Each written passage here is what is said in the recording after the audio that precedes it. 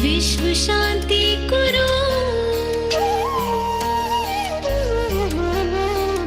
योगमयं विश्वं कुरु विश्वं कुरु विश्वं कुरु विश्वं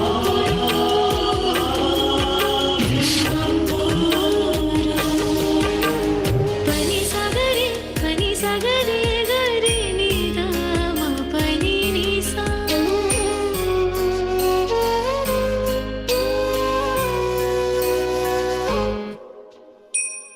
यम नियम आसन लाए आत्म अनुशासन प्राणायाम प्रत्याहार धारणा शुद्ध करे मन भावना शुद्ध करे मन भावना ध्यान लगा समाधि में जा सुख दुख परे आनंद को पा ध्यान लगा समाधि में जा सुख दुख परे आनंद को पा ऐसे जीवन की कामना करूं योगमयं विश्वं विश्वं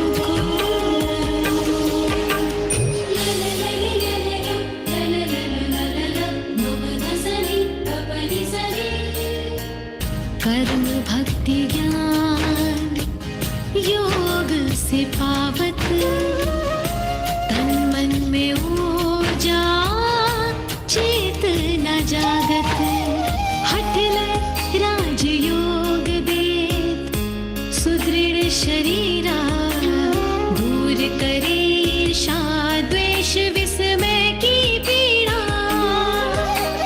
निरोग अंत मन तन को करो योगमयं विश्वं कुरु विश्वं कुरु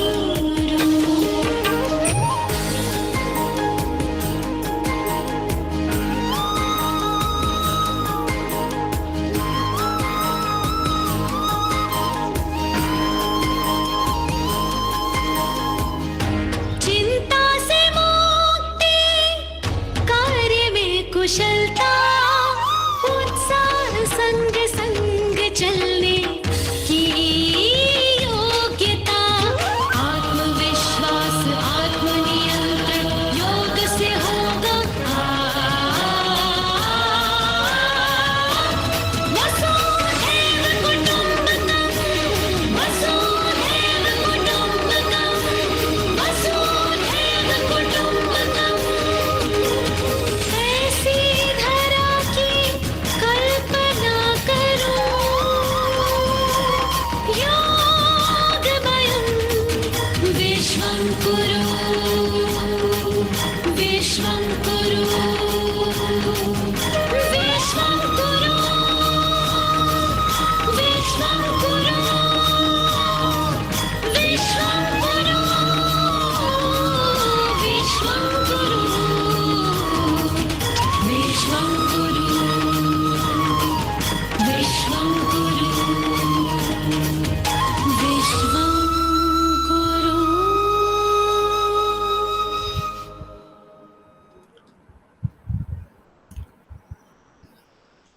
नमस्कार, मैं doctor Gopal, president global yoga alliance, आज योग के इस विशेष सत्र में आपका स्वागत करता हूं, आपका अभिनंदन करता हूं।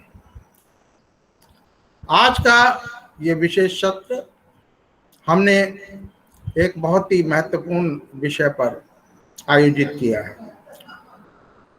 आज का जो हमारा विषय है वो है preventive practices in different pathies for कोविड-19। हमारी बहुत पुरानी कहावत है, prevention is always better than cure. और जितनी भी हमारी पैथीज हैं वो सभी इसमें विश्वास करती हैं कि यदि हम प्रिवेंटिव मेथड्स अपनाएं, हेल्दी लाइफस्टाइल अपनाएं, तो हम स्वस्थ और सुखी रह सकते हैं, बीमारियों से दूर रह सकते हैं, इंक्लूडिंग जो अभी पेंडेमिक इतना बड़ा जो अभी हमारे सामने आया, कोविड-19, ऐसी बीमारियों से भी अपने आप को सुरक्षित रख सकते हैं। आज इस विषय पर चर्चा करने के लिए हमने 4 पैथीज के 4 विशेषज्ञ यहाँ आमंत्रित किए हैं। मैं सबसे पहले चाहूँगा मैं उनका परिचय आपको दूँ। हमारे बीच हैं डॉक्टर आर के मिश्रा, जो कि पूर्व कंसल्टेंट रहे हैं मेडिसिन विभाग के राम मनोहर लोहिया हॉस्पिटल, न्यू दिल्ली में। आपका अनेकों वर्षों का अनुभव है। आप प्रोफेसर करोली के साथ कार्डियोलॉजी विभाग में भी कार्यरत रहे। उसके साथ साथ पुलिस हॉस्पिटल के भी आप मेडिकल सुपरिटेंडेंट रहे, और बहुत सारी हमारी जो मेडिकल कॉलेजेस उसमें आप प्रोफेसर के रूप में पढ़ाते रहे हैं। वर्तमान में आप रिटायरमेंट के बाद प्राइवेट प्रैक्टिस में रत हैं, और योग के और आयुर्वेद के ऊपर भी आपने मेडिकल साइंस के साथ साथ बहुत अध्ययन किया है। मैं आपका अभिनंदन करता हूं डॉक्टर मिश्रा इस कार्यक्रम में। हमारे अगली विशेषज्ञ हैं प्रोफेसर मृणाल तिवारी, जो कि आयुर्वेद की बहुत बड़ी आचार्य हैं, और वो गुजरात के आयुर्वेद रिसर्च इंस्टीट्यूट की हेड हैं। साथ साथ आयुर्वेद में उनका बहुत योगदान है, और आयुर्वेद के साथ साथ उन्होंने योग में भी अद्वितीय कार्य किया है। मैं स्वागत करता हूं डॉक्टर मृणाल तिवारी आपका इस कार्यक्रम में। और इसके साथ साथ हमारे बीच में नेचुरोपैथी, आयुर्वेद और योग के ज्ञाता, संस्कारी गुरु डॉक्टर राम अवतार जी हमारे बीच उपस्थित हैं। डॉक्टर साहब, मैं आपका भी स्वागत करता हूं अपने इस कार्यक्रम में। और थैंक यू सर। हमारे बीच एक ऐसी हस्ती जिन्होंने योग पर अपना पूरा जीवन दिया है। वर्तमान में भी मैंने देखता रहता हूं उनके इतने सारे आर्टिकल्स। कोविड-19 के दौरान बहुत सारे लोगों को उन्होंने अपने परामर्श, अपने सुझाव किस तरह से वो ठीक रखें, विभिन्न न्यूज़पेपर्स के माध्यम से, टीवी चैनल्स के माध्यम से उन्होंने अपना ये जो नॉलेज शेयर की है सभी लोगों के साथ, और वर्तमान में भी वो बहुत ही एक्टिवली इन्वॉल्व हैं। ऐसे आचार्य कौशल कुमार हमारे बीच हैं। आचार्य जी, मैं आपका बहुत बहुत स्वागत करता हूँ इस कार्यक्रम में। कार्यक्रम की शुरुआत हम आज करेंगे अपने डॉक्टर आर के मिश्रा जी के माध्यम से, जो कि मैंने बताया कि वो एक न केवल एलोपैथी की, मेडिकल साइंस की एक बहुत बड़ी हस्ती रहे हैं। उनको बहुत बड़े बड़े कार्य क्षेत्रों में कार्य करने का अवसर मिला है, उनका बहुत अनुभव है। और सबसे बड़ी बात यह है कि उनको मेडिकल साइंस के साथ साथ योग, आयुर्वेद, इसका भी बहुत अच्छा ज्ञान है। मैं तो ये समझता हूँ कि मेडिसिन के एक्सपर्ट होने के कारण उन्होंने इन चीज़ों का समावेश किया है एक होलिस्टिक अप्रोच के साथ। तो मैं निवेदन करूंगा डॉक्टर साहब से कि आप हमारे दर्शकों को बताएं कि किस प्रकार से हम मेडिकल साइंस के माध्यम से प्रिवेंटिव मेजर्स ले सकते हैं कोविड-19 के लिए और अन्य बीमारियों के लिए, और साथ ही किस प्रकार से हम इसको आयुर्वेद और योग से भी जोड़ सकते हैं। डॉक्टर आर के मिश्रा।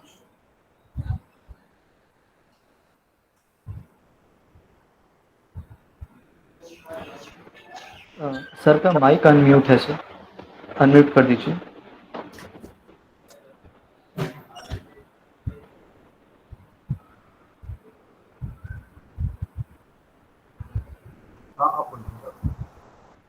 प्रिवेंशन जहाँ तक सवाल आता है, बीमारी की रोकथाम, दोनों ही पैथी में, सभी पैथी में ये करीब करीब एक सा ही है। आयुर्वेद में थोड़ा ज़्यादा है कि शुरू से ही हम लोग ये योगा जो हमारे यहाँ सिखाया जाता है हिंदू पद्धति में, वो शुरू से ही इस तरह का है कि बीमारी की रोकथाम। और बीमारी प्रोग्राम में हमारे यहाँ अगर बुजुर्ग है या आप समझदार हैं, शुरू में बच्चे का तो करते ही हैं, लेकिन अगर वो अपने आप को पहचाने, को अगर ज्ञान दिया जाए कि आपका अपने आप को पहचाने, तो बीमारी का आने का सवाल ही नहीं होता। अपने आप को पहचाने में पहले ये मालूम करें कि भाई हम हैं क्या, हम क्या है, हमारा समाज बाकी लोगों से क्या संबंध है, वो जानना जरूरी है। तब आप अपने को प्रिवेंट कर सकते हैं। अगर क्योंकि जितनी भी बीमारियां हैं वो आपकी सोच अगर ठीक है तो बीमारी नहीं आती, ये योग में है। और जहाँ तक एलोपैथ का सवाल है, उनमें तो जैसे ही उनके यहाँ सबसे पहले तो हाइजीन रखना है, और फिर बाद में हाइजीन मेंटेन रखें, और फिर उसके बाद जो बीमारी जैसे जैसे आती है उनके लिए हम लोग वैक्सीनेशन निकालते हैं, और वैक्सीनेशन से ऑलमोस्ट सारी ही बीमारी कंट्रोल हो जाती है वैक्सीन से। तो जो जैसे हम आपको ये है कि स्मॉल पॉक्स है, चिकन पॉक्स है, मीजल्स है, इन सब का एलोपैथ में अच्छा इनकी वैक्सीन से फिर नहीं आती। पोलियो है जो कि रूल आउट हो गई, पहले था ये कॉलरा है, ये पहले गांव के गांव उजड़ जाते थे। अब जब तक जैसे ही एलोपैथ का ये प्रेसिडेंट आया तो इनका बिल्कुल ही ये गायब हो गए। तो ये एलोपैथ में तो जैसे जैसे जरूरत पड़ती है वो अपना उसके बीमारी का निकालते हैं, पहले बीमारी पहचानते हैं। मलेरिया जैसे है, मलेरिया पहले तो बहुत था हिंदुस्तान में, तो मलेरिया था, लेकिन उसमें धर्म की वो बजाय साइंटिफिक सोच के वो धर्म को भी फैलाते थे कि भाई अगर मलेरिया है तो चावल उसमें कौआ पे डालो, ये गंडा पहन लो, बिना साइंटिफिक सोच के ऐसा करते थे, उससे कोई फर्क नहीं पड़ता था। लेकिन जैसे ही एलोपैथ ने सोचा कि भाई ये बीमारी कहाँ से आई, कैसे आई, क्या कर सकते हैं, तो उन्होंने इसके लिए सही दवा निकाली। एमिनो एसिड है, एमिनो एसिड को पहले क्या क्या दवा देते थे वो, और कभी कंट्रोल नहीं कर पाए। और बाद में इन्होंने मेडिसिन निकाली और उसका देखा कि भाई ये हुआ क्यों, कारण क्या है। ये एलोपैथ का बीमारी को रोकने का तरीका है। और अभी ये कोरोना की वैक्सीन के लिए, कोरोना की बीमारी के लिए उन्होंने देखा भाई ये बीमारी हुई क्यों, क्या कारण है, किसकी वजह से, कैसे रोक सकते हैं। तो ये एलोपैथ का रोकने का तरीका है। बाकी इसका इसमें आयुर्वेद में शायद कुछ भी नहीं कर पाए, तो इसलिए वो ढंग से नहीं कर पाए, लेकिन फिर भी मेडिसिन है। तो उनका एक ही तरीका है, वो सबसे बढ़िया है कि पहले आदमी इंसान अपने आप को पहचाने कि भाई तुम हो कौन, तुम्हें क्या करना है, किस लिए आए हो। ये आयुर्वेद का तरीका है और ये बहुत ही बढ़िया तरीका है। अगर आदमी पहचान जाए कि तुम कौन हो, कहाँ हो, बाकी सराउंडिंग से क्या संबंध है आपका, तब ही आप अपने को बीमारी से रोक सकते हैं।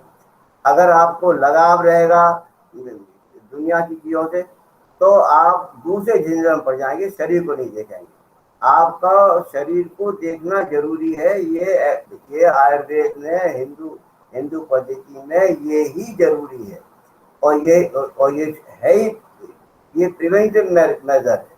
अगर आपको समझ ले कि हाँ आप ये है, अपने नित्य नियम से चलें, सुबह मतलब टाइम से उठें, टाइम से सोएं, और अपने शरीर का ध्यान रखें, हर चीज को ढंग से मेरे करें, जरूरत से ज्यादा खाएं नहीं, पेशाब टट्टी को जरूरत है उसी तरह उनको मतलब समय से और इन क्रियाओं को करें तो बीमारी नहीं आएगी। ये तरीका है, मतलब हिंदू पद्धति, आयुर्वेद जिसे कहते हैं या जो भी कहें आप, नेचुरोपैथ कहें, ये हम लोगों का तरीका है। लेकिन वहाँ बीमारी को साइंटिफिक तरीके से देखते हैं कि ये बीमारी है क्या, क्यों हुई, और फिर उसके प्रिवेंशन करते हैं। तो ये तरीका है, दोनों में डिफरेंस। डॉक्टर साहब आपने बहुत ही अच्छी जानकारी दी और आपने ये बड़ी महत्वपूर्ण बात बताई एलोपैथी के बारे में कि एलोपैथी जो है जब समस्या खड़ी होती है तब उसका निदान ढूंढना शुरू करती है, जबकि आयुर्वेद और बाकी जो हमारी हजारों साल पुरानी पद्धतियां हैं जो इसके अंदर हमारे को एक जीवन शैली जीने का तरीका बताया गया है। बहुत ही सुंदर बात आपने कही। आपने ये बहुत अच्छे ढंग से बताया कि जब कोई बीमारी आई तो उसके लिए उसका कारण मेडिकल साइंस ने, मॉडर्न मेडिकल साइंस ने ढूंढा, और कारण के साथ साथ उसका निदान ढूंढा। मलेरिया आया तो उसका इलाज ढूंढा, स्मॉल पॉक्स आई तो उसका इलाज ढूंढा, दूसरी भी महामारी आई तो उसका इलाज ढूंढा, और वर्तमान में जब हमारा कोविड-19 आया तो उसका वैक्सीन के रूप में इलाज ढूंढने की कोशिश जारी है। ये बहुत अच्छी बात, और आपने एक बहुत अच्छी बात कही, स्वयं को जानो। मैं समझता हूं कि इससे बड़ा कोई प्रिवेंटिव टूल नहीं हो सकता यदि व्यक्ति अपने को जान ले कि मैं क्या हूं, मेरा शरीर क्या है, मेरी शरीर की रिक्वायरमेंट भोजन की क्या है, मेरे शरीर की रिक्वायरमेंट एक्सरसाइज और योग की क्या है, मैं अपनी कौन सी जीवन शैली अपनाऊं ताकि मैं बीमार ना पड़ूं। ये बहुत सुंदर बात आपने कही डॉक्टर साहब। मैं बहुत बहुत धन्यवाद करता हूं आपका इस जानकारी देने के लिए। और इसी चर्चा में, इसी कड़ी में मैं अब आमंत्रित करना चाहूँगा, हमारे बीच हैं डॉक्टर मृणाल तिवारी, आयुर्वेद की विशेषज्ञ हैं और आयुर्वेद रिसर्च इंस्टीट्यूट गुजरात की आप विभागाध्यक्ष हैं। आयुर्वेद और योग पर आपने बहुत कार्य किया है। तो मैं डॉक्टर मृणाल तिवारी को आमंत्रित करता हूं इस विषय पर बातचीत करने।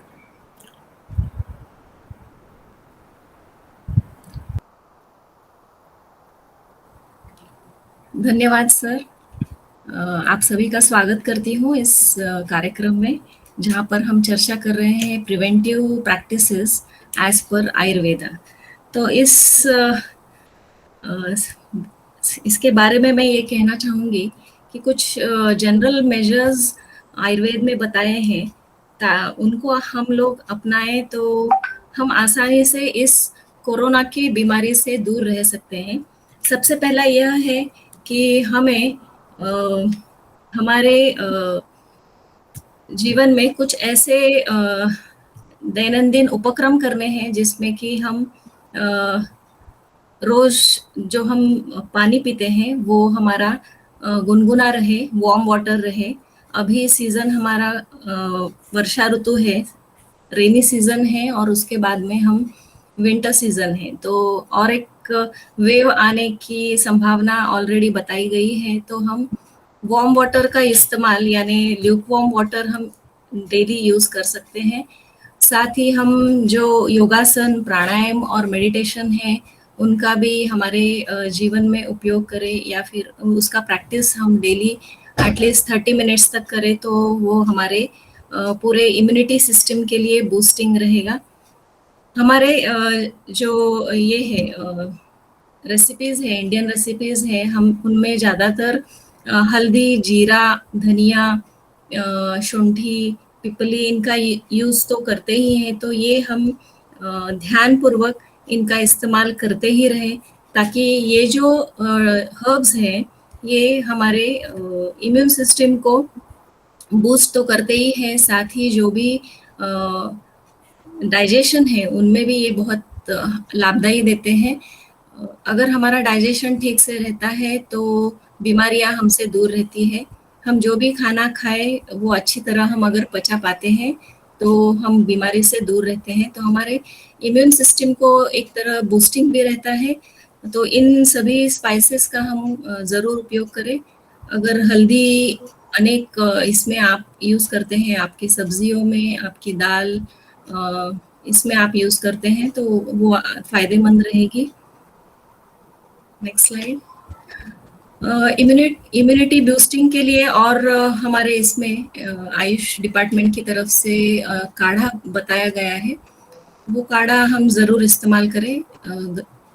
समर सीजन्स में हम थोड़ा सा इस्तेमाल करते समय ध्यान रखना चाहिए, लेकिन अभी सीज़न रेनी सीज़न है और इसके बाद में विंटर, तो ये दोनों सीजन्स में हम इसका इस्तेमाल कर सकते हैं। प्रकृति का विचार करके भी हमें इसका यूज़ करना चाहिए। जैसे कि अगर पित्त प्रकृति रहा तो थोड़ा सा संभाल के आप यूज़ करें। कफ प्रकृति, वात प्रकृति में आप यूज़ कर सकते हैं। इस काढ़े में आप तुलसी, दालचीनी, काली मिर्च, सूंठ, मनुक्का, इनका इस्तेमाल करें। इसमें आप गुड़ का इस्तेमाल कर सकते हैं। ये पानी में सिंपली ये बॉईल करना है, इसमें ज़्यादा कॉम्प्लेक्स कुछ करना नहीं है। और इसको छान के आप लेमन जूस के साथ या फिर जैगरी के साथ आप ले सकते हैं। दिन में एक बार ये काढ़ा लेना ज़रूरी है, ये इतना काफ़ी हो जाता है। करीबन 30 ml तक इनफ है, बहुत स्ट्रॉन्ग ना पिए। इसके बाद में और एक immunity boosting milk, golden milk या टर्मरिक लाटे हम कहते हैं, तो उसमें आप हल्दी दूध, हमारा जो ट्रेडिशन है हल्दी दूध, ये भी हमारे इम्यून को बूस्ट करने के लिए बहुत ही अच्छा है। तो इस हल्दी दूध को बनाने के लिए गर्म दूध में आप हल्दी डाल के उबाल के उसको आप ले सकते हैं। दिन में 1 या 2 बार ये काफ़ी है। और इसकी भी मात्रा आप 1 कप तक रख सकते हैं, 50 ml तक ले सकते हैं। जो डाइटरी रेसिपीज़ हैं उनमें शुंठी और पंचकोल, इनका इस्तेमाल करना ज़रूरी है इस सीज़न में। जहाँ पे अभी बारिश का मौसम है, तो बहुत सारे डिसीजेज़ आने की संभावना रहती है, तो इसको दूर रखने के लिए शुंठी और पंचकोल इनका इस्तेमाल करना ज़रूरी है। इम्यूनिटी बूस्टिंग कुछ हर्ब्स बताए गए हैं, जैसे कि अश्वगंधा है, शतावरी, गुडुची यानी गिलोय, आमल की यानी आंवला और रसायन चूर्ण, इनका आप इस्तेमाल कर सकते हैं। ये टैबलेट्स या फिर चूर्ण के स्वरूप में या फिर इनका काढ़ा बना के भी आप इस्तेमाल कर सकते हैं। इनमें इन सभी द्रव्यों में इम्यून बूस्टिंग क्वालिटीज़ रहते हैं, इम्यूनोमॉड्यूलेटर्स रहते हैं, ताकि हमारे शरीर से जो प्रतिकार होना चाहिए वायरसेस या बैक्टीरिया के खिलाफ, तो वो शक्ति हमारे शरीर में बनाए रखने के लिए ये हर्ब्स बहुत ही उपयुक्त रहते हैं। तो इनका इस्तेमाल करें। आपको मार्केट में इसके टैबलेट्स मिल जाएंगे या फिर चूर्ण स्वरूप में भी आप इसका इस्तेमाल कर सकते हैं। अभी कुछ ऐसे मैं उपाय बताऊंगी, यानी आप आपके डेली लाइफस्टाइल में इनका उपयोग करेंगे तो ये ज़्यादा बेहतर रहेगा। First one is nasal application of oil. ये ऑयल आप तिल्ली का तेल, सिसम ऑयल या फिर कोकोनट ऑयल, इसका इस्तेमाल कर सकते हैं। अपने दोनों नासिका के अंदर या नॉस्ट्रल्स के अंदर आप इस ऑयल का इस्तेमाल कर सकते हैं, जिससे कि ये आपके ब्रीदिंग, इसमें जो भी डस्ट पार्टिकल्स हैं या फिर जो भी माइक्रो ऑर्गेनिजम्स हैं वो इसमें स्टक हो जाएंगे और तुरंत ही वहाँ पे ही उनका अंदर बॉडी के अंदर जो इन्वेजन है वो रुक जाएगा। Secondly, oil pulling therapy. तो ये भी एक ऐसा उपक्रम है जिससे कि हमारे ओरल कैविटी, मुख का जो ये हाइजीन है वो भी रहेगा, और साथ ही अगर कुछ हो रहा है तो ये भी रोकथाम हो सकता है। तो इसके लिए हमें तिल्ली का तेल या फिर कोकोनट ऑयल, इसका इस्तेमाल करना है, या फिर कुछ मेडिकेटेड ऑयल्स भी आप यूज़ कर सकते हैं। मुंह में ये आप ऑयल्स रख के उसको 2 to 3 मिनट्स रिटेन करना है, स्विश करना है, और उसके बाद आप उसे थूक दे सकते हैं। और उसके बाद वार्म वाटर गार्गल्स कर सकते हैं, दिन में 1 या 2 बार कर सकते हैं। जो कोई भी बाहर जाके वर्किंग है, now all the things are open, so अगर आप बाहर काम करके घर पर आ रहे हैं तो while going and after coming both the time you can have this oil pulling therapy. तीसरा है धूपन कर्म। ये बहुत इजीली हम लोग अपने घर में इसका इस्तेमाल कर सकते हैं। धूपन क्या है, तो मेडिकेटेड जो मेडिसिन्स हैं हम उनका धूप करके हमारे पूरे घर में जो भी हमारा घर का वातावरण है उसको शुद्ध करने की कोशिश कर रहे हैं। इसमें हम गुग्गुल का इस्तेमाल कर सकते हैं, नींब पत्र, यानी नीम के जो पत्ते हैं वो सुखा के आप इसका इस्तेमाल धूपन कर्म के लिए कर सकते हैं। कुष्ठ नाम की एक वनस्पति है, उसका भी आप इस्तेमाल कर सकते हैं। हरितकी यानी हरड़ा पाउडर और सरसों, पीली सरसों, इन सभी का आप उपली के ऊपर या फिर कोयले के ऊपर उनका आप धूप बना के पूरे घर में daily once at least you can use this for purifying the environment inside your house.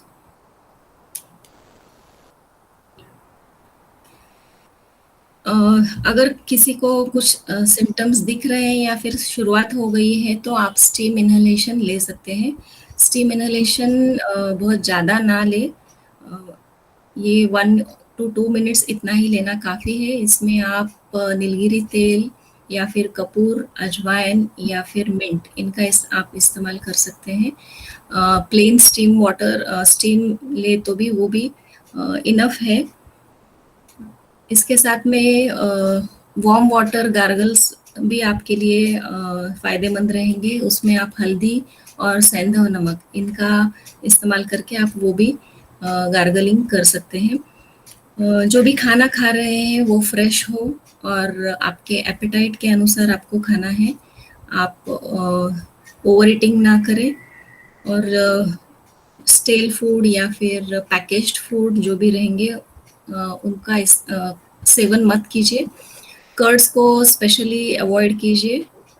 Curds they are blocking your channels and they are trying to they create an environment for disease, so try to avoid curds। जब भी आपको कुछ बातें सुनने में आती है corona के बारे में तो you need to stay calm, don't panic. बहुत ज़्यादा घबराहट कर लेने की ज़रूरत नहीं है। आप सुने और सजग रहे बस। Concentrate on what is good for yourself। आपके लिए क्या अच्छा है और क्या बुरा है इसके बारे में सोचिए। अगर आपको कुछ सिम्टम्स दिखाई दे रहे हैं या फिर आपको कुछ महसूस हो रहा है तो consult a Vaidya near by and you can treat yourself. Thank you.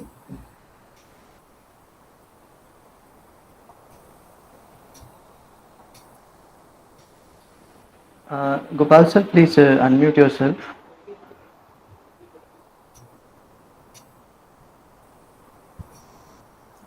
Thank you Aman. Doctor साहब आपने बहुत ही अच्छी और बहुत ही सरल शब्दों में ये बहुत अच्छी जानकारी हमारे दर्शकों को दी कि वो किस प्रकार से अपने को ठीक रख सकते हैं इन छोटे छोटे उपायों के द्वारा। नेजल को क्लीन रखें, गूगल की धूप दें। बहुत ही ये जो मैं समझता हूँ उपयोगी जानकारी हमारे दर्शकों को मिली। मैं बहुत बहुत धन्यवाद करता हूँ आपका ग्लोबल अलायंस की तरफ से और अपनी ओर से। और अब हमारे बीच में डॉक्टर रामोताज जी हैं जो कि योग और आयुर्वेद के साथ साथ प्राकृतिक चिकित्सा के बहुत अच्छे ज्ञाता हैं।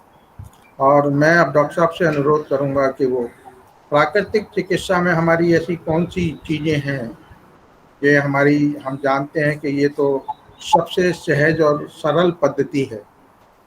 मैं तो ये कहूँगा कि महात्मा गांधी जी का एक सपना था आज़ाद भारत का कि भारत के अंदर हॉस्पिटल्स की संख्या जितनी कम होगी उतना ही हमारा भारत के लोगों का स्वास्थ्य अच्छा होगा। लेकिन ये हम जो ग्रोथ और डेवलपमेंट के नाम पर चूहा दौड़ में शामिल हुए तो उसमें वो एक ऐसी देश विकास की हम जुड़ गए जिसके अंदर हम एक ऐसी देश में शामिल हो गए विकास के नाम पर कि जहाँ पर इंडस्ट्रियलाइजेशन हुआ, जहाँ पर बाकी चीज़ें बढ़ी, वहीं पर जेल, अस्पताल, हॉस्पिटल्स और हमारे पुलिस चौकियाँ और हमारे टेररिज्म जितनी विकृतियाँ ज़्यादा से ज़्यादा अगर हम पिछले 70 साल का विकास देखें तो हम साइंस का विकास तो देखते हैं लेकिन हम मानवता और मानवीय गुणों का विकास नहीं देखते। वो इतना नीचे चला गया है कि आज भारत एक डायबिटिक कंट्री के रूप में उभर रहा है। आज भारत एक बीमार देश के रूप में उभर रहा है। आज भारत एक डिप्रेस कंट्री के रूप में उभर रहा है। ये मैं डराने के लिए बात नहीं कर रहा हूँ, ये मैं हकीकत और सच्चाई बात कर रहा हूँ जो कि WHO ने हाल ही के सर्वे में पाया है। तो हमें सोचना पड़ेगा कि प्रिवेंशन बेहतर है या बीमारियों को आने दें, ये हमारे को बड़ा गंभीर विषय है। और ऐसे में महात्मा गांधी ने ये कहा था कि प्रत्येक व्यक्ति अपना डॉक्टर स्वयं बने। हमारे डॉक्टर मिश्रा ने जी बहुत अच्छी बात कही। वो इतने बड़े भारत के वैज्ञानिक हैं, मेडिकल साइंस के, उन्होंने ये बात कही है कि हम स्वयं को जाने। तो इसी संदर्भ में मैं डॉक्टर रामअवतार को आमंत्रित करता हूं कि वो किस तरह से हम अपने नेचुरल मीन से, प्राकृतिक चिकित्सा या दूसरे माध्यमों से हम नेचर के साथ रहते हुए अपने को ठीक रख सकते हैं, प्रिवेंटिव कर सकते हैं। डॉक्टर रामअवतार। बहुत बहुत धन्यवाद सर आपका। परम आदरणीय परम श्रद्धेय डॉक्टर गोपाल जी, अध्यक्ष ग्लोबल योगा अलायंस, हमारे बीच के जो आज के अतिथि हैं डॉक्टर आर के मिश्रा जी, डॉक्टर मृणाल तिवारी जी, डॉक्टर कौशल कुमार योगाचार्य जी, उपस्थित सभी गणमान्य व्यक्तिगण। जैसा कि डॉक्टर साहब ने बताया, ऐसा अपने पास ऐसा कुछ है नहीं, लेकिन जो आप लोगों से सीखा है उसको हम कोशिश करेंगे आज के सेशन में बताने के लिए। आपने सबसे पहले ये जो 4 आयाम, चारों कोने आपने भर दिए हैं, एलोपैथिक भी आपने जोड़ दिया, आयुर्वेद भी जोड़ दिया, योग भी जोड़ दिया, प्राकृतिक चिकित्सा को भी जोड़ दिया, चारों दिशाएं आपने कवर कर ली हैं। इसलिए सबसे पहले मैं आपको नमन करता हूं, आपका धन्यवाद करता हूं कि इस तरह के जो आयोजन आप कर रहे हैं वे बहुत ही समाज को दिशा देने वाले हैं। जैसा कि अभी हमारे विद्वान गण बता रहे थे, मिश्रा जी का मैंने सुना, बहुत अच्छा लगा। डॉक्टर तिवारी जी का भी, क्योंकि आप योग के एक्सपर्ट भी हैं, एमडी भी हैं, बीएमएस सब कुछ किया हुआ है, आप बहुत अनुभवी हैं। लेकिन डॉक्टर मिश्रा जी ने जो कुछ कहा अपने हिसाब से, जो आज के समय में हम देख रहे हैं, उन्होंने बहुत कुछ सही कहा। पद्धति कोई भी हो, एलोपैथिक हो, आयुर्वेद हो, होम्योपैथिक हो, कोई भी पद्धति हो, सब पद्धति अच्छी होती है, लेकिन हमने किसी की कमी ना निकालें। हमें क्या अच्छा समाज के लिए रहेगा, अपने लिए रहेगा, वो हमने देखना है। आज दुर्भाग्य हमारे आयुर्वेद का है, जो जब से सृष्टि बनी है, सृष्टि बनने से पहले, मानव को जमीन पर आने से पहले ही परमपिता परमात्मा ने 30 लाख पेड़ पौधे पहले उगाए, जिसमें सारी जड़ी बूटियां, भोजन, प्रकृति ने जो हमें आहार दिया वो सब हमें दिया। लेकिन अधिकांश दुर्भाग्य हमने देखा कि डिग्रियां हमने आयुर्वेद की ले ली, लेकिन अपनी प्रैक्टिस में एलोपैथी को यूज करते रहे। अर्थात हमें अपने पे विश्वास भी नहीं रहा कि हम क्या कर रहे हैं। अधिकांश से बता रहा हूं, मैं सबके लिए नहीं कह रहा, वो क्योंकि मैं भी इस लाइन का हूं, इसलिए दुर्भाग्य है ये। हमने क्या है कि रिसर्च नहीं करी इसके ऊपर। जैसे आपके मिश्रा जी ने बताया कि उन्होंने रिसर्च की है, ठीक है, रिसर्च की है, लेकिन जो आयुर्वेद के द्वारा, प्राकृतिक चिकित्सा के द्वारा, योग के द्वारा, होम्योपैथिक के द्वारा जो चिकित्सा है आज के समय में, कोरोना के समय में, वो शायद किसी भी पद्धति में नहीं है।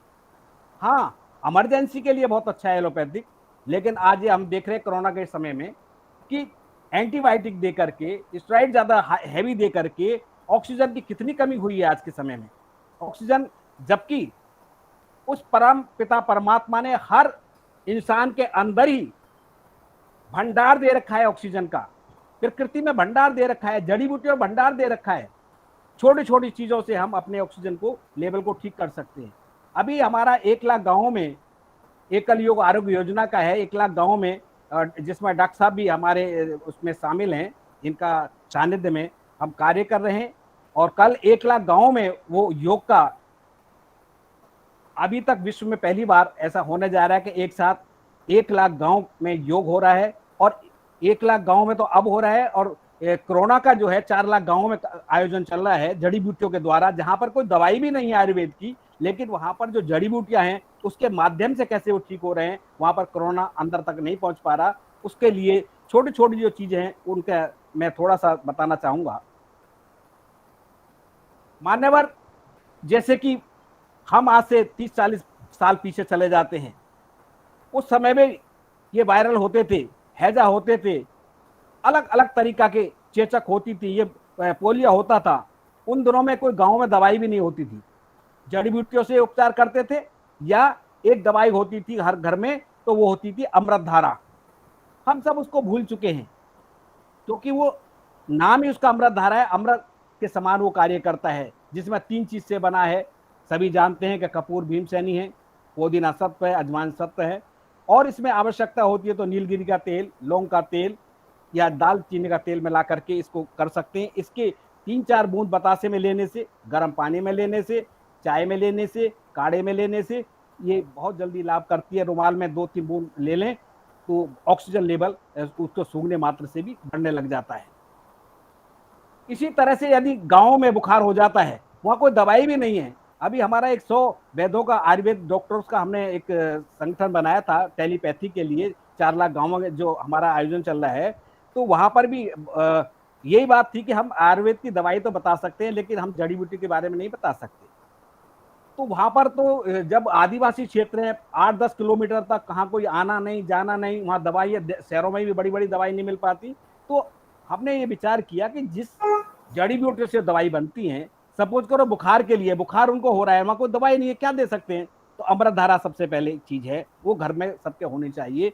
दूसरा क्या है कि जड़ी बूटियों में इतनी ताकत है, उनको यदि सही विधान से उनको निमंत्रण दे करके ग्रहण करें, उनको प्रार्थना कर करके उनको लेके आए, तो वो दिव्य शक्तियां हो जाती हैं, नहीं तो वो कोष्ठ औषधि रह जाती है।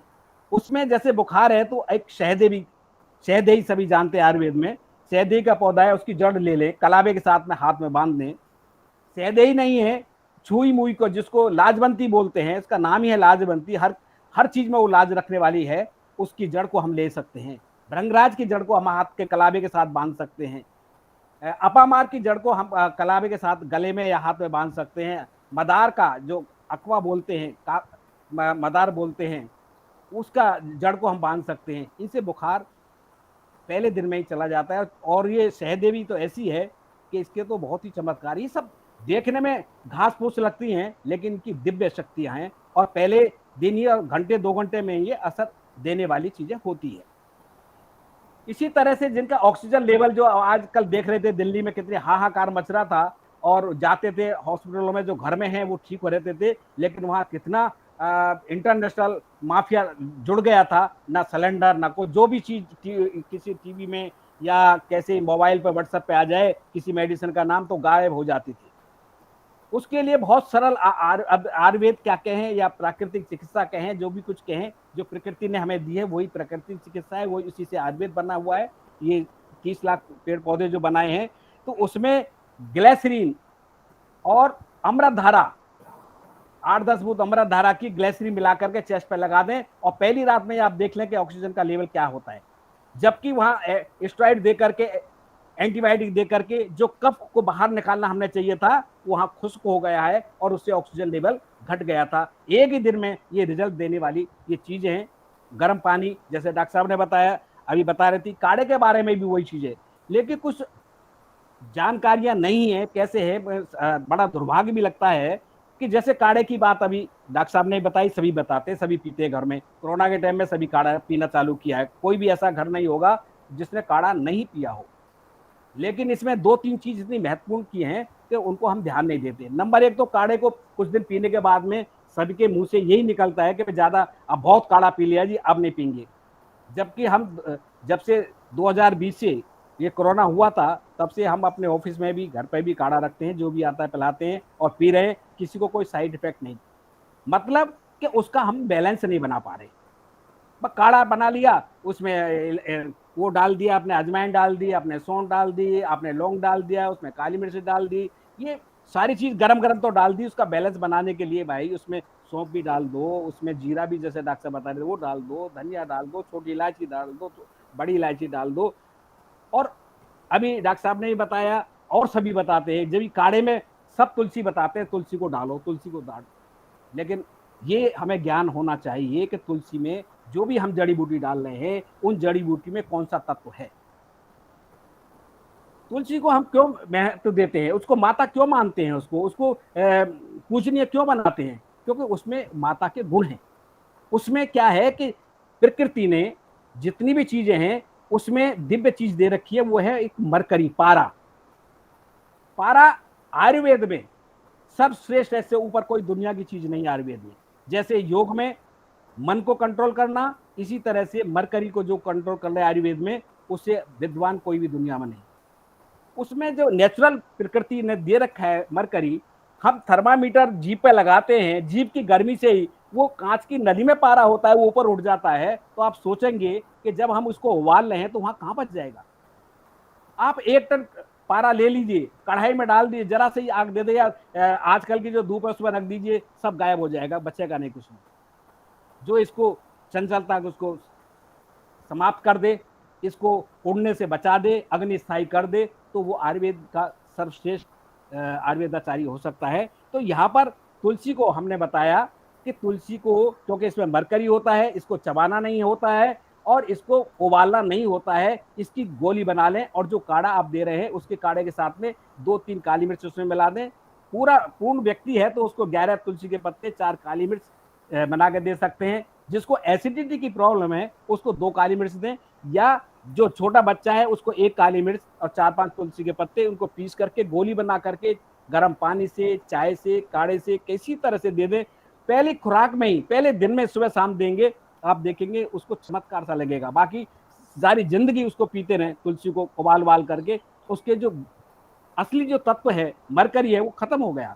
देखो नेचुरल जो इसमें मरकरी है वो बहुत लाभकारी होती है, बेल पत्थर में भी ये होता है। वैसे तो दुनिया की जितनी भी चीजें सब में है, ये जीव है और ये बहुत ही महत्वपूर्ण है। तो मिट्टी तक में भी ये मरकरी होता है, लेकिन सबसे ज्यादा किसमें होता है, इसका ये बात थी। अभी डॉक्टर साहब ने बहुत अच्छी, तिवारी जी ने बताया था, धूप के बारे में बताया था, लेकिन उसमें 1-2 चीज और मिला लें तो उसका प्रयोग हमने वैद्यों ने कुछ किया था। और ये गुजरात में ही, ये आप गुजरात के डॉक्टर साहब क्या? हाँ, तो गुजरात में भी, क्योंकि मेरा थोड़ा सा सौभाग्य है कि मैं इसमें रहता हुआ मेरे को जड़ी बूटियों का आदिवासियों के क्षेत्रों में जाने का मौका मिला है। और आपके गुजरात में भी सोमनाथ से आगे ऊना जगह है, उधर भी मैं जाता रहता हूँ, चारों तरफ मेरा रहता है। तो मैं ऊना की बात बता रहा हूँ, वहाँ पर हमारे मित्र हैं डॉक्टर दमनिया जी, बीपी दमनिया जी, और आयुर्वेद के बहुत अच्छे हैं, आयुर्वेद एमडी हैं, बहुत आपने कभी नाम सुना होगा उनका। तो वहाँ पर भी हमने मिलकर के इस पे रिसर्च की कोरोना के ऊपर। 100 पेशेंट हमने कोरोना के बैठा दिए एक साइड में और डॉक्टर्स बैठा दिए एक साइड में, और ये जो धूप की आपने जो बात करी थी, उस धूप को जला दिया गया था। और उस धूप में क्या क्या है, उसमें बहुत ज्यादा चीज नहीं। एक तो गुग्गल थी उसमें जो आपने बताई थी, नीम पत्र था जो आपने बताया था, सरसों जो आपने बताई थी सरसों थी, कूट आपने बताया कूट भी थी, लेकिन उसके अलावा हरित की आपने बताई, हरित की भी थी, और इसमें बच और थी, और गाय का घी। गाय का घी जो है अमृत है, इसमें गोल्ड की मात्रा होती है, इसलिए इसको पूजने बताया गया है। इसके गाय के घी में मिला करके और गाय के उपला लेकर के उसका धुआं निकाल के, जला करके धुआं निकाल करके इस सामग्री को उस पर डाला गया, और कोई भी, और बिगर मार्क्स के बैठे किसी को कोरोना नहीं हुआ। तो कोरोना का जो ज्यादा भय कर दिया है, मैं ये नहीं कह रहा कि रोग नहीं है, लेकिन भयभीत ज्यादा कर दिया, डर के लोग ज्यादा भयभीत होकर मरने लगे। तो ये जो है हमारा एक दुर्भाग्य रहा है कि हम इन सबकी डिग्री लेने के बाद भी हम उन चीजों को लेकर के नहीं चल पा रहे हैं। तो ये छोटी छोटी जो चीजें हैं, ऐसे नींबू हम डालते हैं, जैसे आपने काढ़े में बताया नींबू डालना है, क्योंकि विटामिन सी भी है, ये इम्यूनिटी को बढ़ाता है, अच्छी चीज है। लेकिन उसके ज्यादा नींबू के छिलके वो सब फेंक देते हैं, कोई भी शायद नहीं यूज करता छिलके को, लेकिन ये कैंसर के वायरस को भी खत्म करता है। तो ये कोरोना का वायरस तो कुछ भी नहीं है उसके आगे। जब हम काढ़ा बना रहे हैं, इसका बैलेंस बना लिया, उसमें जो गर्म चीज डाल रहे हैं तो ठंडी चीज में छोटी इलायची, बड़ी इलायची, आपने सौंफ डाल दिया, आपने जीरा डाल दिया, आपने धनिया डाल दिया, आपने नींबू का रस डाल दिया, और उसी में जब पका रहे हैं तो उस छिलके को, जो आधा छिलका या एक नींबू डाला है तो उसका छिलका भी उसी में पका लें, और उसको लेके देखें, बहुत लाभ करता है। ब्लैक फंगस के लिए, नाक से ब्लड आ रहा है, ये आ रहा है, मुंह मसूड़े खत्म हो गए हैं, छोटी छोटी चीजें इनसे हम कर लें तो हम बिल्कुल ठीक हो सकते हैं। पहले नाक से नक्सीर आ रहा, किसी भी तरह का ब्लड आ रहा हो नाक से, आप जो है गुलाब जल में फिटकरी थोड़ी सी डाल के कपड़सन करके डाल दें, 2 बार डाल दें, केवल 2-2, 3-3 बूंद, हो सकता है कि जीवन में नक्सीर न छूटेगी, और ये ब्लैक फंगस से जो ब्लड आ रहा है वो पहले बार डालने से ही बंद हो जाता है। इसी तरह से जो मुंह के अंदर मसूड़े खत्म कर देता है ब्लैक फंगस, उसमें हम जो है फिटकरी, सेंधा नमक और हल्दी और सरसों का तेल ये पेस्ट बना करके दांतों में सुबह शाम लगाएं तो मुंह के अंदर जो फंगल चला जाता है वो ठीक हो जाता है। ऑक्सीजन लेवल बढ़ाने के लिए और फंगल को दूर करने के लिए, ब्लैक फंगल को या येलो फंगल कोई भी हो, बरगद का पेड़, ये बड़ा मान्य हमारे ऋषि मुनियों ने भी पीपल का पेड़ और बरगद का पेड़ बहुत महत्वपूर्ण बताए हैं। महत्वपूर्ण तो ये है कि जो भी आयुर्वेद के हिसाब से जो भी पेड़ में, पौधे में दूध की मात्रा होती है, जिसमें दूध होता है इस पेड़ में, वो सब दिव्य औषधियों से परिपूर्ण है। क्योंकि दूध माता में होता है अपने बच्चे के पिलाने के लिए, उसको स्वस्थ करने के लिए, उनके समस्त रोगों को निवारण करने के लिए। उसी तरह से परमपिता परमात्मा ने उन पेड़ों में भी, जड़ी बूटियों में दूध की मात्रा दी है।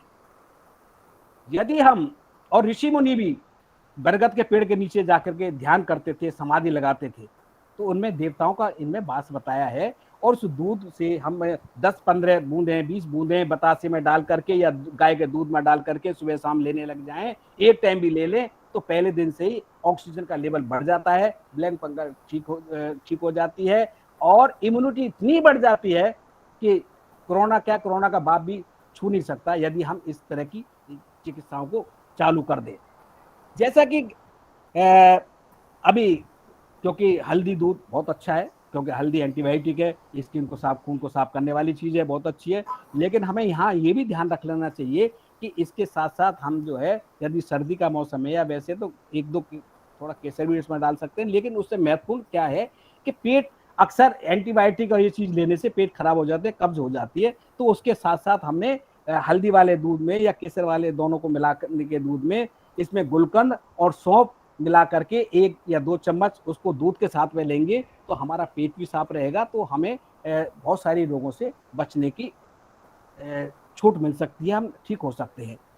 तो ये बहुत सारे ऐसे हैं, छोटी छोटी जो चीज़ें हैं, घरेलू चीज़ें हैं, उनको यदि हम कर लें, गाय का घी नाक में डालने लग जाए, मेमोरी भी बढ़ जाती है। गाय का घी ना हो, क्योंकि गाय का घी प्योर होना चाहिए, गाय का घी नहीं है तो सरसों का तेल ले लें, पीले सरसों का ले लें, उसमें 2-4 बूंदे नाक में डालने लगे, नाभि में लगा लें, उसको नाभि में थोड़ी मसाज कर लें, तो नाभि में क्या कि 72,864 नाड़ी हैं, वहाँ सारी, क्योंकि माता के नाभि से ही बच्चे में सारा पोषण चला जाता है, उसी तरह से नाभि में हम इसको लगाने से, मसाज करने से भी हमारे जहाँ नाड़ियों में अविरोध है वो ठीक होने लग जाते हैं। तो गाय का घी, गाय का दूध, ये सारी चीज़ बड़ी महत्व है, क्योंकि इसमें गाय के दूध में गोल्ड की मात्रा होती है। इसलिए गाय को बताते हैं कि पहले छोटे-छोटे जब हम थे गाँव में बताते थे कि गाय पालने का मतलब है कि इसके अंदर, गाय के अंदर 1 किलो सोना होता है। इससे घर की जो है वृद्धि होती है हर चीज़ों में, और शरीर ठीक हो जाता है। तो ये सारी चीज़ हैं, बहुत महत्वपूर्ण की हैं। तो योगासन हो गए, अब जैसे ऑक्सीजन की कमी है, हम प्राणायाम भी नहीं कर पाते, वैसे है परेशानी है। वैसे तो प्राणायाम और ये विषय डॉक्टर कौशल जी का है, मैं इसलिए उस पर नहीं जाना चाह रहा। तो इसमें क्या है कि हम एक ऑक्सीजन लेवल बढ़ाने के लिए, पहले गाँव में क्या होता था, रोटी बनाते थे, चूल्हे पे बनाते थे, वहाँ फूंक नहीं होती थी, फूंक मारते थे, ऑक्सीजन लेवल बढ़ता था। यहाँ पर हम क्या कर सकते हैं, शंख बजाना चालू कर दें, ऑक्सीजन लेवल आप देख लें कितना जल्दी बढ़ जाएगा। तो मेरा, क्योंकि समय का मेरे को नहीं पता कितना है, यदि समय हो नहीं डॉक्टर साहब, समय तो कहाँ, समय हो गया आपकी, मुझे पता है, एक अलग से सेशन हम इस पर रखेंगे।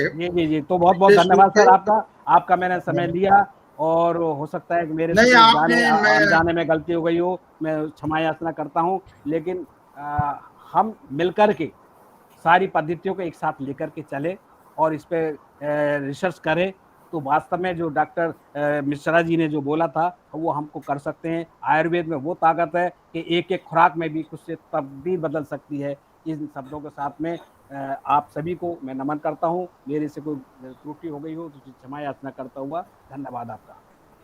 नहीं, बहुत बहुत धन्यवाद डॉक्टर रामोता जी आपका। आपने बहुत 2 बातें बड़ी महत्वपूर्ण कही। आपने सबसे पहले ये बताया कि हम लोगों का तो ये ग्लोबल योग अलायंस का प्रयास है कि हम सबको एक साथ जोड़कर चलें। तो हमारी ये जो आज दुनिया की 4 प्रमुख व्यक्तियाँ, उसके 4 विशेषज्ञ हमारे साथ जुड़े, ये बहुत हमारे सबके लिए सौभाग्य की बात है। डॉक्टर रामावतार जी के बारे में मैं एक और बात आप लोगों को जो मैं पहले पूर्व में नहीं बता पाया, आपका जीवन जो भारत में जड़ी बूटियां हैं जंगलों में, आदिवासी क्षेत्रों में, ये घूमते रहते हैं पूरा देश के अंदर गांव ढूंढते हैं। लोग तो जाते हैं जयपुर पिकनिक मनाने या किसी अच्छे रिजॉर्ट में पिकनिक मनाने, लेकिन मैं डॉक्टर रामावतार के साथ कुछ जगह पर मैं भी गया हूँ। ये ऐसी ऐसी जगह पर ले गए, ऐसे ऐसे गाँव में, कटीले मैदानों में, कटीले बागों में। मैं कह रहा डॉक्टर साहब आप कांटों में ढूंढ क्या रहे हैं? बोले भाई तुम्हें नहीं पता, यहीं पर मिलेगी अमृत धारा, यहीं पर मिलेगी जीवन को जीने की ये प्रेरणा। और ये जो प्रकृति ने हमको इतनी अद्भुत चीजें जो डॉक्टर रामावतार ने अभी बताई, ये ऐसे प्रकृति से परिपूर्ण गुण है। मैं याद करता हूं कि प्राकृतिक चिकित्सा को लोगों ने सिर्फ एक छोटे से दायरे में समेट दिया है। वो ये सोचते हैं कि खाली जल और मिट्टी से चिकित्सा होती है। वो तो ठीक है, होती है, लेकिन वास्तव में जो प्राकृतिक चिकित्सा है या प्रकृति की चिकित्सा है, वो डॉक्टर रामावतार ने जो बताई कि हर गांव के अंदर कोई वहां पर हॉस्पिटल नहीं, वहां पर कोई बहुत ही हाईली जैसे कहते हैं रिसर्च ओरिएंटेड एम्स नहीं, मेडिकल इंस्टीट्यूट्स नहीं, तो वहां पर लोग किस तरह से अपनी चिकित्सा करते हैं, आज भी करते हैं, पहले भी करते थे। और हमने कभी अपने उस जो महत्वपूर्ण ज्ञान, प्रकृति का ज्ञान, प्रकृति के साथ रहने की कला, उन सबको धीरे धीरे भुला दिया। और हम एक, जैसा मैंने पूर्व में भी कहा, एक चूहा दौड़ में, विकास की दौड़ में शामिल हुए। विकास तो होना बहुत अच्छी बात है, विज्ञान तो सर्वोपरि है और सर्वोपरि होना भी चाहिए। और ये सच्चाई भी है कि एलोपैथी का जो बहुत बड़ा कंट्रीब्यूशन हमारे पूरी दुनिया को है, उसको हम भुला नहीं सकते। Surgical advancement in the allopathy in the modern medical system is the highest achievement of the medical science. हम जानते हैं इस बात को। मैं स्वयं भी एक मेडिकल इंस्टीट्यूट में योग का रिसर्च ऑफिसर रहा हूँ, तो मैं समझ सकता हूँ इन बातों को। डॉक्टर मिश्रा ने जो आज बात कही, बहुत महत्वपूर्ण बात कही, लेकिन उन्होंने यही कहा कि अपने को पहले जाए, और वो ही हम जानना भूल गए। तो मैं इसी कड़ी में, समय हो रहा है, हमारे आज के अंतिम वक्ता हैं, बहुत ही महत्वपूर्ण योग के आचार्य हैं। और हम सब जानते हैं, हमारा तो जो योग गीत जो अभी आपने सुना, उसको हमने थीम ही दिया है, योगमयम विश्वम कुरु। अगर 21वीं सदी के चैलेंजेस से जूझना है, अगर लड़ना है, तो एकमात्र साधन है योग, और कुछ नहीं। तो मैं इस पर ज़्यादा न चर्चा करते हुए आमंत्रित करता हूँ आचार्य कौशल कुमार जी को कि वो इस संबंध में योग में क्या विधाएं हैं और योग किस प्रकार से हमारे इस जीवन शैली को और प्रिवेंटिव मेथड को अपना सकता है, अपनाकर हम इससे निरोगी रह सकते हैं, इस बारे में अपने विचार दें। आचार्य कौशल कुमार। आदरणीय बड़े भाई गोपाल जी, मिश्रा साहब, डॉक्टर मृणाल तिवारी जी, डॉक्टर रामावतार जी और उपस्थित सारे मित्रगण, मैं आप सबको सादर प्रणाम करता हूं। जैसा कि बड़े भाई का आदेश है कि योग विधा, इसके लिए जो आज का चैलेंजेज है, योग विधा की प्रासंगिकता कैसी हो सकती है, तो हम लोग इस पर थोड़ा सा चर्चा करने का प्रयास करेंगे। योग वस्तुतः एक बहुत ही प्राचीन विद्या है और मेरे ख्याल से भारतीय संस्कृति का आधार रही है। वेद आदि में, सब में इसकी चर्चा है। और चूंकि योग एक ऐसी विधा है जो संसार में अन्य किसी भी विधा के पास उस जैसा अस्त्र नहीं है। योग शरीर पर तो काम करता ही है, मूलतः यह हमारे मन भावनाओं पर काम करता है, बुद्धि पर काम करता है। और इसीलिए महर्षि पतंजलि इसको योगस्य चित्तवृत्ति निरोधः कहते हैं। वे कहीं आत्मा परमात्मा आदि की बात नहीं करते हैं, वे सीधा सीधा जोड़ देते हैं कि अपनी चित्त वृत्तियों का निरोध करो, यानी मन का संयमन करो। और योग हमारा युज धातु से बना है, उसके 3 युज धातु के 3 अर्थ लिए गए हैं। एक तो है युजर योगे जो जोड़ना है, दूसरा युज संयमनो है और तीसरा युज समाधव है। यानी संयम वो है वह योग का एक सिनोनिम है। बिना संयम के योग संभव नहीं है, चाहे वह जोड़ने का करो या समाधि का करो, बिना संयम के वह संभव नहीं है। और संयम आता है मन से ही। चूंकि हम लोगों ने अभी हमारे पूर्व वक्ताओं ने, आदरणीय वक्ताओं ने आयुर्वेद पर, प्राकृतिक चिकित्सा पर और एलोपैथी पर, इन सब पर चर्चा की, तो मेरे ख्याल से अब वह चर्चा तो उतनी पर्याप्त है, उससे ज्यादा कुछ जानने की जरूरत भी नहीं है। सर आपका माइक म्यूट हो गया है। सॉरी। योग जो मन पक्ष पर काम करता है वह बहुत महत्वपूर्ण है। जैसा कि मिश्रा जी ने पहले ही कहा कि हमें अपने आप को जानना चाहिए कि हम कौन हैं। वस्तुतः संसार की सबसे बड़ी समस्या है कि हम करोड़ों किलोमीटर की दूर जो तारे हैं, ग्रह हैं, उपग्रह हैं, आसमान है, स्पेस है, मिल्की गंगा है, इन सब को तो देख लेते हैं, लेकिन हम अपने आंख में लगे हुए काजल को नहीं देख पाते। हम बहुत दूर दूर का सब कुछ का ज्ञान कर लेते हैं, लेकिन हम खुद को नहीं जानते हैं। और यदि हम खुद को नहीं जानते हैं तो बाकी सब कुछ जानना बहुत महत्वपूर्ण नहीं रहता है। तो योग ही एक ऐसी विद्या है जो आपको ये बताती है कि आप खुद को समझो। और खुद को समझने के लिए हमारे यहाँ सांख्य कारिका में एक बहुत अच्छा श्लोक है, उन्होंने पहले ही शुरू किया है। अगर आप और किसी भी भारतीय दार्शनिक ग्रंथों को देखें तो हमारे यहाँ वेदांत में भी है कि अर्थ ब्रह्मतो जिज्ञासा, हम ब्रह्म से जिज्ञासा शुरू करते हैं। और हमारे यहाँ सांख्य दर्शन कहता है कि दुख त्रयो अभिघाता जिज्ञासा तदपघात के हेतु दृष्टे शापाथा चिन्ह कांता अत्यंतो भावा। इस संसार में 3 प्रकार के दुख हैं। सभी दुखों को वो 3 प्रकार में समेट करके बोलते हैं कि इस संसार में 3 प्रकार के दुख हैं, और इन 3 प्रकार के दुखों का कोई भी ऐसा निदान नहीं है कि जो डॉक्टर ये कह दे कि हाँ भाई अब जाओ ये दवा ले लिया, अब आपको ये मर्ज नहीं होगा, हमेशा के लिए मैंने आपको मुक्त कर दिया, ये जड़ी बूटी ले लिया, आप अब कभी आप जो है आपको रोग नहीं होगा। तो वो कहते हैं कि आपको एक ऐसी विद्या जाननी पड़ेगी जो इन तीनों दुखों का एक साथ निदान कर सके और परमानेंट निदान कर सके।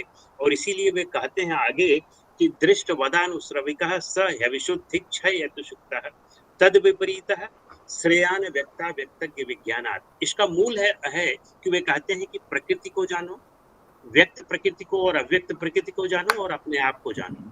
यानी प्रकृति और पुरुष दोनों को समझो।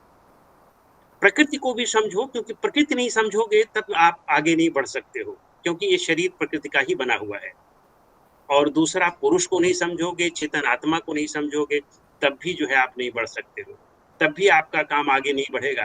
क्योंकि आप प्रकृतिगत बहुत विकसित कर लो, मेटेरियलिस्टिक बहुत विकसित कर लो, लेकिन आपको शांति जो है अगर ढूंढनी है तो अपने अंदर ही ढूंढनी पड़ेगी। तो वह बिना अपने आप को समझे नहीं संभव।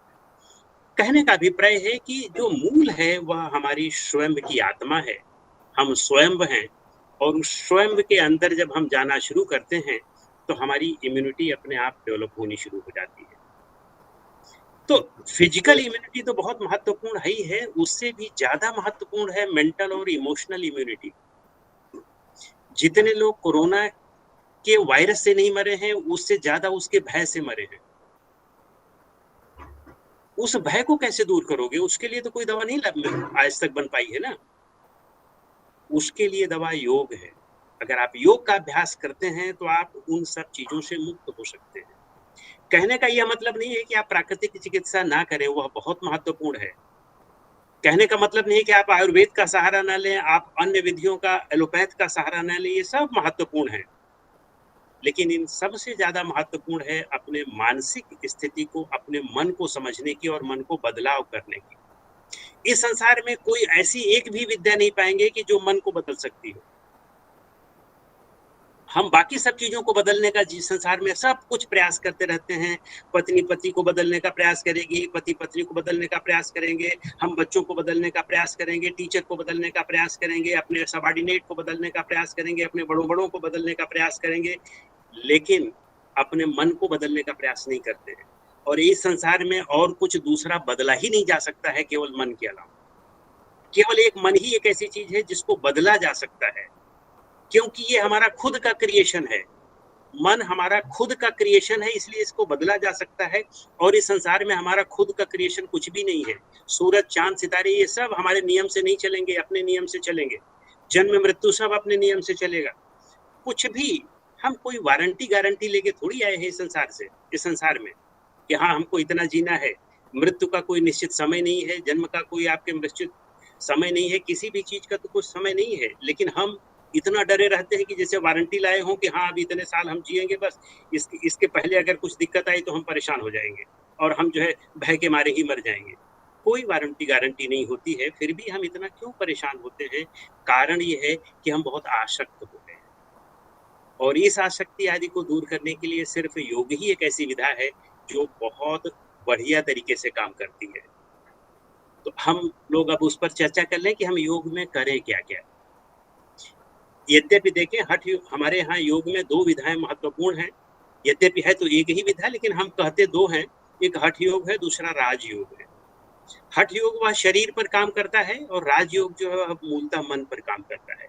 और वैसे हठ योग में हमारे यहाँ ये स्वामी स्वात्माराम कहते भी हैं कि केवलम राजयोगाय हठ विद्योपदेशते। हम राजयोग के लिए ही हठ विद्या का उपदेश कर रहे हैं, यानी हम आपको लक्ष्य तक नहीं पहुंचा सकते हैं, हम केवल एक साधन हैं। तो कहने का मतलब कि हम आसन आदि करें, प्राणायाम आदि करें, ये बहुत महत्वपूर्ण है। आसन और प्राणायाम होना चाहिए, क्योंकि हम सीधे सीधे मन तक पहुंच भी नहीं सकते हैं, बड़ा सूक्ष्म होता है।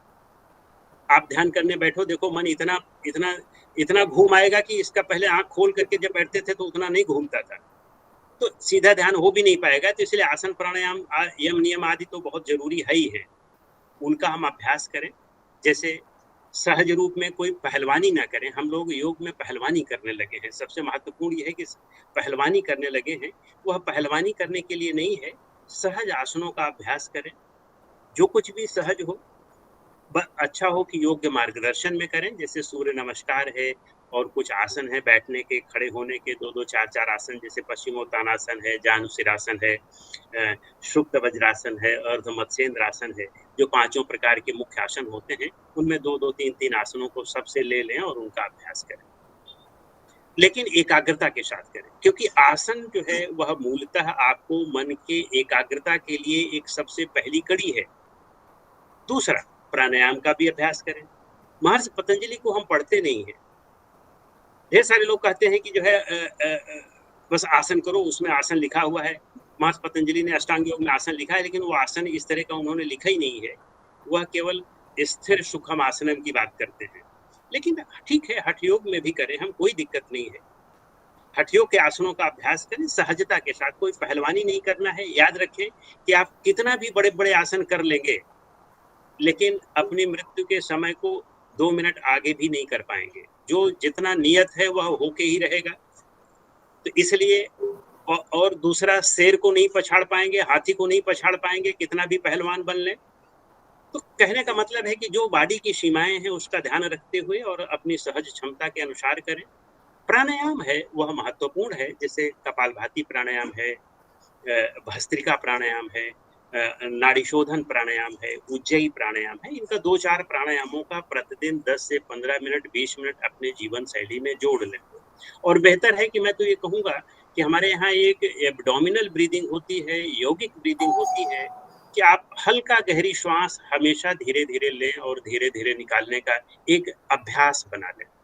क्योंकि हमारी जो गलत खान पान की आदत रही है, गलत बैठने की आदत रही है, गलत सोचने की आदत रही है, इससे हम अपनी स्वाभाविक श्वास प्रश्वास भूल गए। जब आप थोड़ा सा श्वास को हल्का सा गहरी करेंगे तो स्वाभाविक श्वास प्रश्वास आपकी हो जाएगी और वह आपकी फिजिकल इम्यूनिटी को भी बहुत बढ़ा देती है। लेकिन वो सबसे ज्यादा महत्वपूर्ण हमारे यहाँ ध्यान और धारणा है, प्रत्याहार है। क्योंकि इस शरीर को मन चलाता है, शरीर मन को 5% केवल चलाता है बस, बाकी 95% मन ही शरीर को चलाता है। उस मन को अगर आप संयमित नहीं करेंगे तो आप लाख प्राणायाम कर लें, लाख आसन कर लें, आप स्वस्थ नहीं रह पाएंगे। पूर्ण स्वस्थ अगर रहना है तो आपको अपने मन को संयमित करना पड़ेगा। और मन है क्या? मन जो कुछ भी हम सोचते हैं, जो हमारा सोचने का अभ्यास होता है, इस वृत्ति को ही हम मन कहते हैं। यदि हम रोज रोज ये सोचें कि हमको कोरोना हो जाएगा, कोरोना हो न जाए, कहीं हो न गया हो, कहीं हो न गया हो, तो नहीं भी होना होगा तब भी हो जाएगा। कहने का मतलब कि मन शरीर को चलाता है। अब ये तो रिसर्चेज भी आ गई हैं कि आप बैठ करके केवल 6 महीना ये सोचो कि हमें कैंसर हो गया है, हमें कैंसर हो गया है ना, तो आपको कैंसर हो जाएगा। और कैंसर हुआ भी है और 6 महीना बैठ के सोचो, कुछ ना करो, केवल यही सोचो। मन की इतनी प्रबल शक्ति है, हमारे ब्रेन की इतनी प्रबल शक्ति है कि आप यही सोचो, उसके अगेंस्ट सोचो, तो आपका वो हो गया है तो वो भी ठीक हो जाएगा। कहने का मतलब कि सारी शक्ति मन में है और उस मन का उपयोग करना हम नहीं जानते हैं। 99% अपने मन को हम 99.99% मन को बिना मतलब खर्च करते हैं। सुबह से शाम तक अगर हम केवल एक चीज एक दिन हम बैठ के देखें कि हम जो विचार करते हैं वो विचार हमारे कितने काम के हैं, कितने बिना काम के हैं, तो आप 99.99% पाएंगे कि बिना काम के हैं। और उसी मन के कारण ही तो हम मनुष्य हैं। हमारी शक्ति मन की ही तो है, बाकी हम और पशु में और हमें क्या खास अंतर है? शरीर में उनको भी वही अंग है, हमें भी वही अंग है, थोड़ा सा बनावट अलग है, लेकिन हमारा में है कि हम मनन करने की शक्ति है। हम चंद्रमा पर पहुंच सकते हैं, कोई पशु चंद्रमा पर नहीं पहुंच सकता है बिना हमारी मदद के। कोई प्लेन नहीं पशु जो है वह ईजाद कर सकता है, खोज कर सकता है, लेकिन हम कर सकते हैं क्योंकि हमें मनन और बुद्धि की शक्ति है।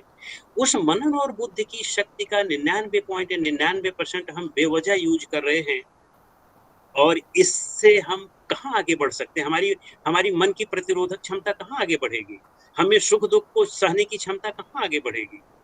तो यदि हम मेडिटेशन और योग निद्रा आदि का अभ्यास करें और प्रतिदिन करें, मैं तो ये कहता हूँ कि ज्यादा नहीं, सिर्फ प्रतिदिन 10 मिनट अपने लिए दे दें योग निद्रा और मेडिटेशन के लिए, तो आप 6 महीने में अपने अंदर चमत्कारिक रिजल्ट पाएंगे। आप देखेंगे कि आप अपने आप को आपने अपने आप में परिवर्तन कर लिया है, आप अपने आप में काफी चेंज हो गए हैं, पहले से आप बदल गए हैं। अब आपको इरिटेशन कम होती है, क्रोध कम होता है। यही तो हमारी सारी शक्ति को छीण कर देता है, यही तो हमारी सारी ऊर्जा को नकारात्मकता में ला जाता है। जब आप इस पर नियंत्रण कर लेते हैं तो आपको बाकी चीजों पर, जीवन शैली पर अपने आप ही नियंत्रण होने लगता है। तो इसलिए योग निद्रा और मेडिटेशन बिल्कुल ना भूलें, अपने जीवन शैली में जोड़ें, क्योंकि आज कोरोना हुआ है, इसका ठीक है कि वैक्सीन मिल गया है, कितना प्रभावी है ये तो बाद में देखा जाएगा, लेकिन कोई यह भी जरूरी नहीं है कि 6 महीने बाद दूसरा वायरस ना आ जाए, साल भर बाद तीसरा वायरस ना आ जाए। तो इसलिए इन सब से बचने के लिए अपनी मानसिक प्रतिरोधक क्षमता बचा के रखो, उसको बढ़ा के रहो। वो बढ़ सकती है, बहुत जबरदस्त दबा के बढ़ सकती है, बस केवल अपने अभ्यास से। इसलिए मेडिटेशन और योग निद्रा आदि का प्रतिदिन अभ्यास करें, मेरा तो आप सबसे यही निवेदन है। तो मेरे ख्याल से बहुत ज़्यादा समय हो गया है, हमने भी 15 मिनट का समय ले लिया है, तो अब इससे ज़्यादा बहुत ना बोल करके मैं अपनी वाणी को विराम दूंगा और भाई साहब को जो है धन्यवाद दूंगा कि वो मुझे अत्यधिक प्रेम करते रहते हैं और बुलाते रहते हैं, तो मैं इनको धन्यवाद दूंगा और फिर वाणी को विराम। नमस्कार। धन्यवाद, बहुत बहुत धन्यवाद आचार्य कौशल कुमार जी आपका। आपने बहुत ही सहज और सरल शब्दों में जो योग की व्याख्या हमारे दर्शकों के लिए की, ये मैं समझता हूँ बहुत ही एक महत्वपूर्ण संदेश आज आपने दिया है और बहुत ही सहज सरल शब्दों में आपने बताया। अक्सर लोग योग के बारे में बड़े भ्रमित रहते हैं। मेरे से एक बार किसी ने प्रश्न किया कि आप क्या योग सिखाते हैं? मैंने जी कहा मैं सिखाता हूँ। बोले कौन सा वाला? मैं बड़े धर्म संकट में पड़ गया कि योग कितने प्रकार के होते हैं। होते तो हैं, ये तो हमें पता है, लेकिन वो जो उसकी उत्सुकता को देखते हुए मैंने उनसे पूछा आप कौन सा वाला सीखना चाहते हो? कहने लगे मैं तो पावर वाला सीखना चाहता हूँ, पावर योगा। और बड़ा प्रश्न बड़ा अद्भुत था। मैंने पूछा आपकी आयु क्या है, वो कोई महिला थी, कह लेंगी मैं लगभग 58 वर्ष की हूँ। मैंने कहा ऐसा है मैडम, पावर योगा यंग लोगों के लिए होता है, आपके लिए पावर योगा सूट नहीं करेगा, रिलैक्सिंग योगा करो, वो ज़्यादा अच्छा होगा। ये तो एक हम ऐसी बात इसलिए, लेकिन आपने बहुत अच्छे ढंग से बताया कि किस प्रकार से हठ और राज, ये दोनों का मिल सम्मिश्रण जिसको हम योग कहते हैं। और ये हठ योग तो आपने बहुत अच्छे से बताया, एक मार्ग है, एक सीढ़ी है राजयोग तक पहुंचने की। और मैं आपका बहुत बहुत धन्यवाद करता हूं। समय काफ़ी हो गया है। मैं चाहूँगा कि यदि हमारे दर्शकों में से किसी के कोई प्रश्न है हमारे विशेषज्ञों से, तो 4-5 मिनट में आप अपने सवाल पूछ सकते हैं और उसके बाद हम एक मैं अपना और विचार देना चाहता हूँ कि शरीर जो बना है इसमें सारी दवाएं मौजूद हैं। सारी दवाएं ये खुद अपना आप बनाता है। जो दवाएं हम बाहर से लेते हैं उसके अंदर पहले ही है, जहर भी है इसमें, अमृत भी है बस। और दूसरा जो नेचर की जो मेडिसिन है, ये जड़ी बूटियां जो है, ये वो दवाएं हैं कि अगर उनसे कोई फायदा होता है तो ऐसी भी दवा है कि उनसे जो नुकसान होता है वो उनसे अपने आप ही रुक जाता है। इसलिए नेचर की जो मेडिसिन है उनसे कोई साइड इफेक्ट नहीं होता, ये खास बात है। और जो आर्टिफिशियल की मेडिसिन जो बनी है, केमिकल्स बने हैं, वो इंडिविजुअल उसको पर्टिकुलर इफेक्ट करेंगे और अपने साथ में साइड इफेक्ट भी करेंगे, उसको मारने वाला कुछ नहीं है। अब जैसे नीम ले लो, नीम में निमेबिन पेन किलर भी होता है, एंटीबायोटिक होता है, एंटी फंगल भी होता है, तो लेकिन वो नुकसान नहीं कर पाएगा। नीम आप ले लें, नुकसान नहीं कर पाएगा, क्योंकि उसका जो खराबी है वो इसमें उसको दूर कर देता है। तो हमारे शरीर के अंदर सारी दवाएं भी हैं, बीमारी को ठीक करने की ताकत है। इसीलिए क्या, अपने आप को पहचान, अगर आप ढंग से रहेंगे तो ये अपने आप को अपने ठीक कर लेता है। वैसे गीता में कहा है कि नैनम सिद्धि शास्त्राणी नैनम दहति पावक, ये उन्होंने आत्मा के लिए कहा है, ये शरीर के लिए भी है। ये आसानी से इसे नहीं मारा जा सकता, सारी दवाएं हैं इसमें। अगर आदमी ने अपने आप को पहचाना है तो अपने संयम से रहा है, ये मेरा कहने का मतलब है। बहुत बहुत बहुत धन्यवाद डॉक्टर साहब, आपने बहुत ही अच्छा विश्लेषण शरीर का किया और आपने तो पूरा आधार ही ये बता दिया कि यदि हम अपने को जान लें तो बहुत सारी चीज़ों से हम बचे रह सकते हैं। बहुत बहुत धन्यवाद पुनः डॉक्टर मिश्रा आपका। नाउ हैंड ओवर टू अमन, अगर कोई प्रश्न है किसी के तो आपका स्वागत है और हमारे विशेषज्ञ उपस्थित हैं आपके प्रश्नों का उत्तर देने के लिए। any doubt, any question if somebody is having, you can ask. Super yoga alliance की टीम का नमस्कार। तो मेरा एक ये है राम जी से कि नाक से खून आ जाए तो उसके लिए क्या करें, क्योंकि मेरी बच्ची को कोरोना हो गया था लेकिन अभी तक उसका नाक खुला नहीं है। पूरा उसका रिसर्च भी करा हमने, उसका जो डॉक्टर ने कहा वो सब करा, लेकिन अभी तक नाक खुल ही नहीं है। आप उसके बारे में बताइए, क्योंकि खून आया था उसके नाक से। मैं बताऊं? अनम्यूट कर लें डॉक्टर साहब, डॉक्टर रामतर अनम्यूट कर लें। जी जी जी जी, अभी मैंने ये ब्लड के लिए बताया था आपको कि जिनको किसी भी टाइप का नाक से ब्लड आ रहा है, कैसे भी आ रहा हो, आप गुलाब जल में थोड़ा फिटकरी डाल लें, एक चुटकी 10-20 ml में गुलाब जल में फिटकरी का पाउडर जरा सा डाल लें और उसको 2-4 ड्रॉप डाल दें नाक में।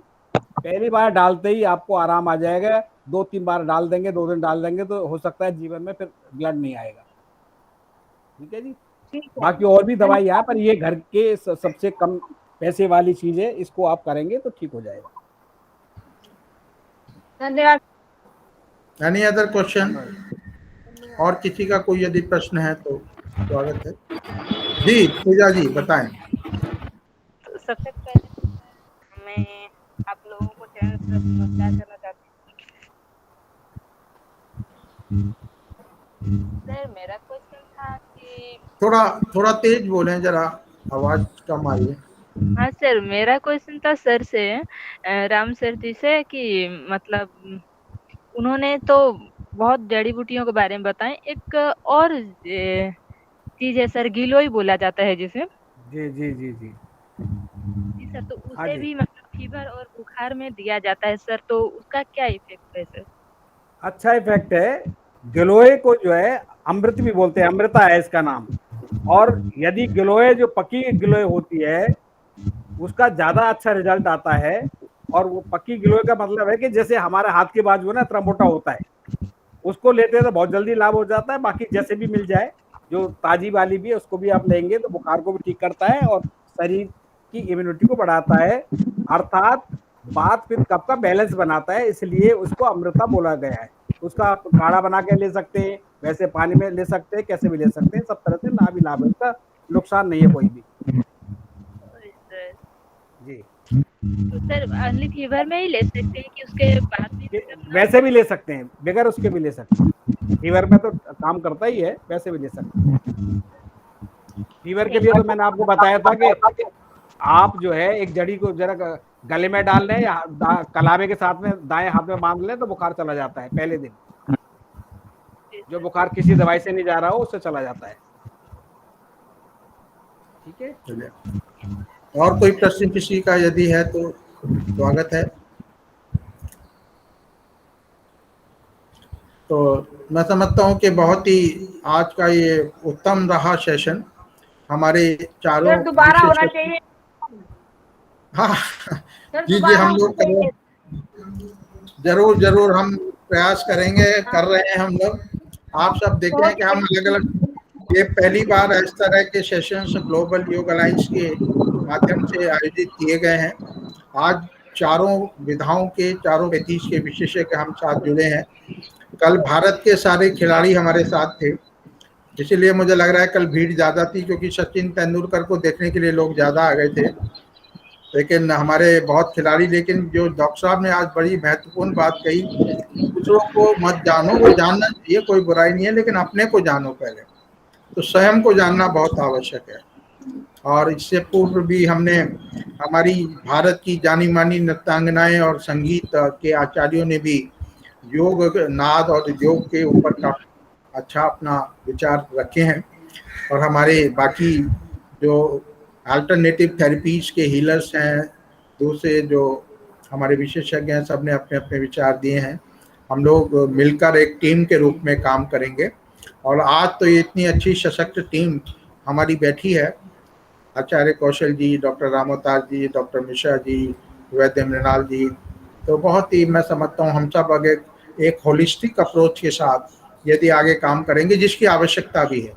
हमारे स्वयं भारत के माननीय स्वास्थ्य मंत्री जी ने भी यही बात कही, डॉक्टर हर्षवर्धन जी ने, कि यदि सारी पैथीज मिलकर एक होलिस्टिक अप्रोच के साथ काम करेंगी तो दुनिया में कोई ऐसी बीमारी नहीं है जिसका हम सामना ना कर पाए। ये बहुत बड़ी बात है। और हम लोग इस पर, ग्लोबल योग अलायंस का ये प्रयास है कि इसके ऊपर ही हम लोग मिलकर एक काम की शुरुआत करें।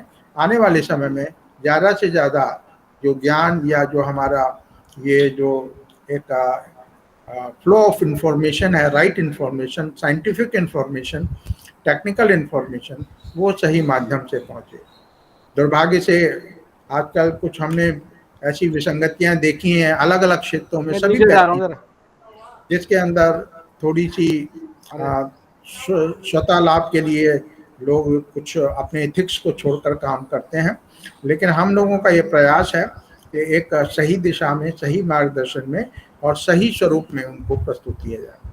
इसी के साथ मैं आप सबका धन्यवाद करता हूँ, अपने व्यूअर्स का, और ख़ास तौर पे डॉक्टर मिश्रा, आचार्य कौशल कुमार, डॉक्टर रामोतार और डॉक्टर मृणाल तिवारी जी का, जिन्होंने बहुत ही अमूल्य समय हमें दिया। और भविष्य में भी आपका सहयोग हमको मिलता रहेगा। इसी कामना के साथ मैं डॉक्टर गोपाल आपसे विदा लेता हूँ। धन्यवाद।